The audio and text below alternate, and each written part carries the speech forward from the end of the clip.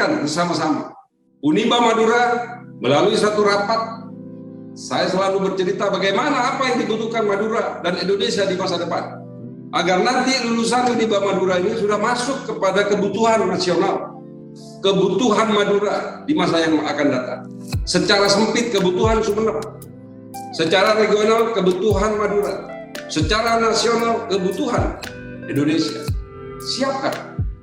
Kalau kita bicara di lingkup yang terbatas di Sumeneb dan Madura, itu sudah ada di dalam RPJMN Jawa Timur. Desain pengembangan Madura, mereka mendesain ini sebelum pandemi gitu, bahwa Bangkalan akan menjadi kota industri, Sampang akan menjadi kota maritim atau bahana, Pamekasan akan menjadi kota pendidikan, Sumeneb ada kota pariwisata. Saya tidak tahu perkembangan ini sampai sejauh mana, karena ini adalah tanggung jawab pimpinan masing-masing kabupaten. Tapi kita sebagai rakyat, sebagai lembaga pendidikan harus menyiapkan arah ini. Bagaimana kita menyiapkan tentang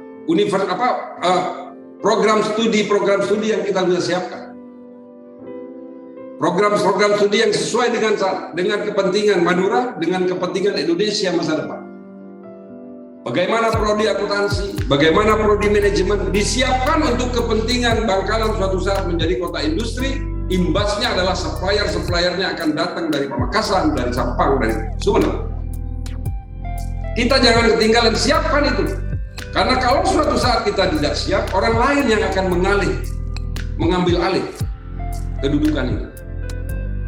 Mempersiapkan ini harus mulai dari sekarang.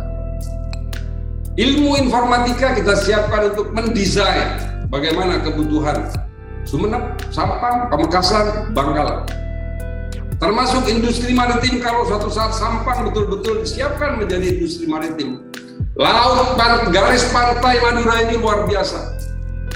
Ada 197 pulau yang semua garis pantai.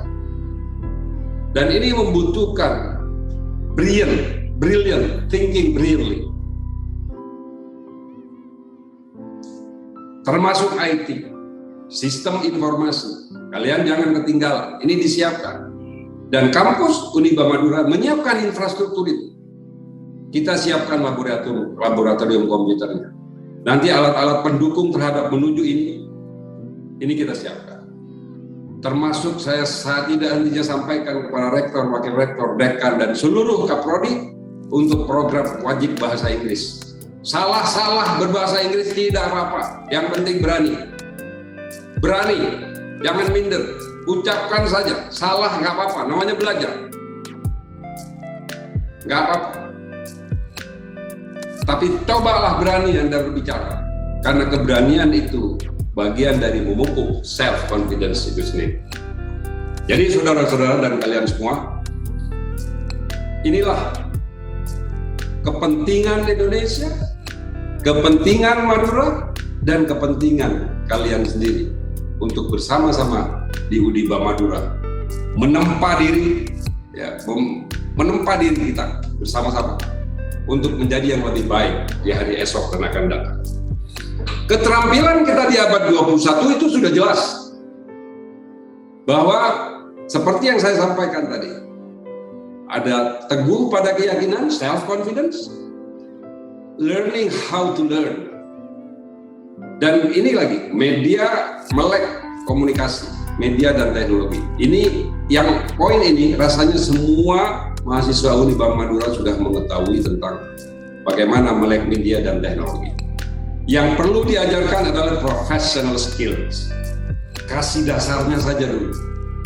Ahlinya nanti setelah mereka terjun.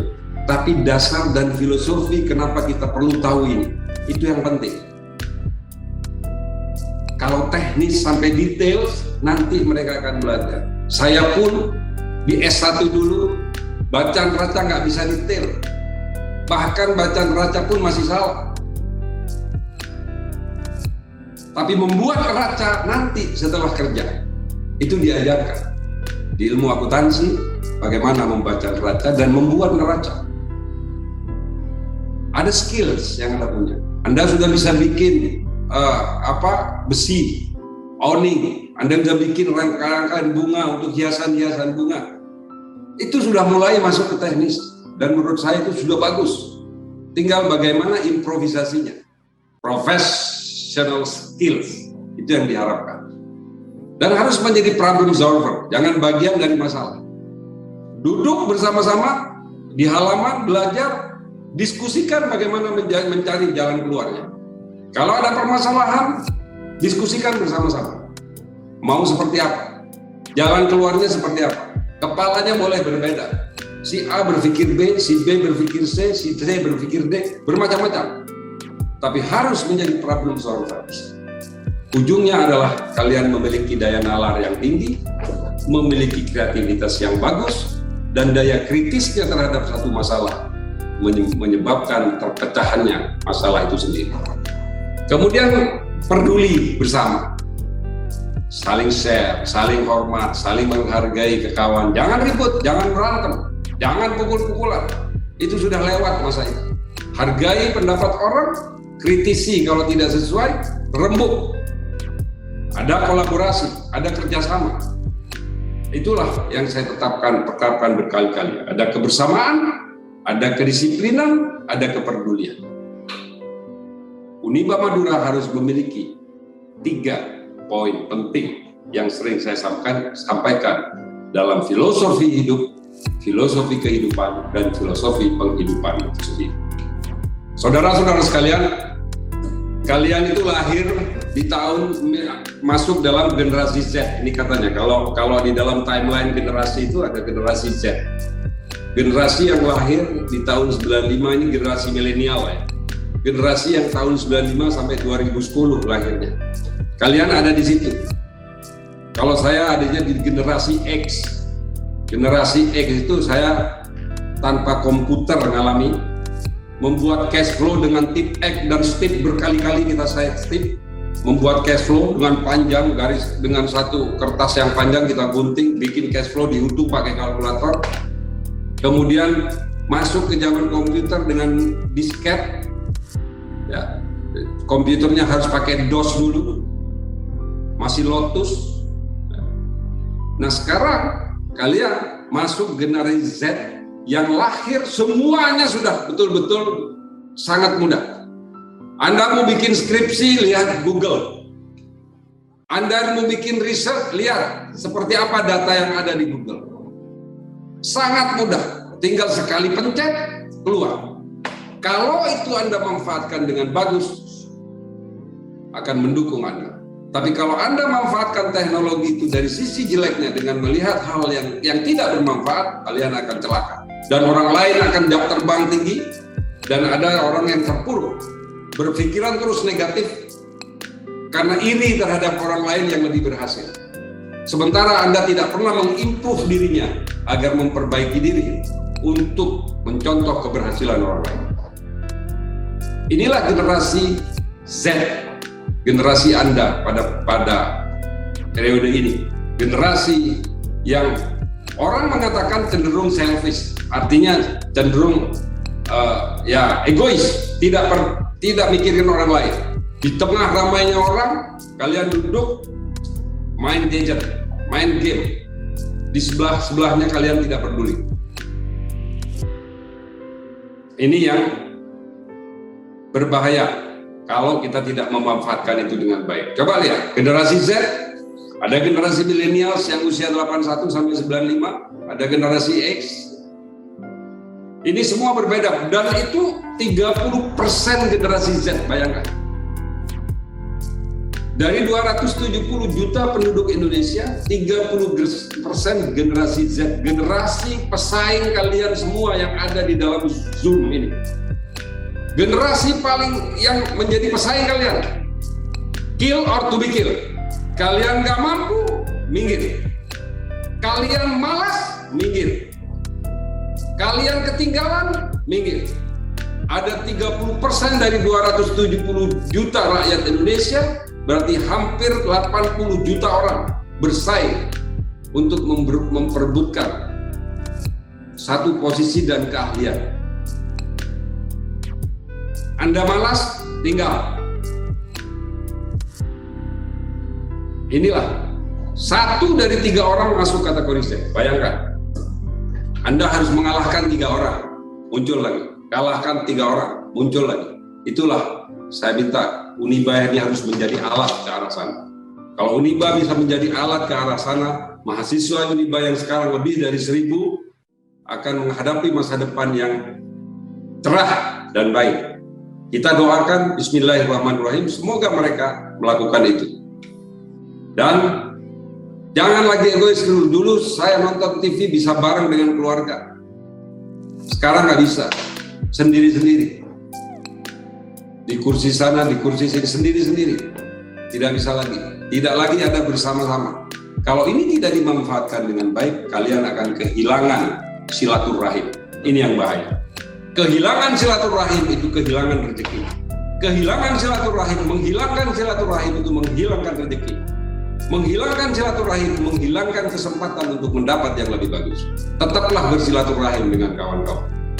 Saudara-saudara sekalian, komposisi angkatan kerja berdasarkan generasi pada saat kalian lulus nanti bisa dibayangkan.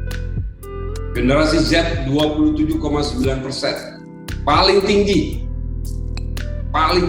dari 270 juta penduduk Indonesia. Hampir 30% itu generasi Z. Dan ini membuka persaingan yang luar biasa. Perempuannya sama. Ada dari hampir 70 juta tadi, 75 juta tadi, perempuan 27 juta, laki-laki 27 juta. Kalau dulu zaman saya di SMA, perempuan lebih sedikit daripada laki-laki. Perempuan duduk di depan ada 2-3 baris, laki ada duduk di belakang ada 4-5 baris. Kalau sekarang perempuan laki-laki sama, 20, perbandingannya rasio 50-50. Bahkan bisa banyak perempuannya karena lakinya banyak yang malas. Banyak yang tidak mau sekolah.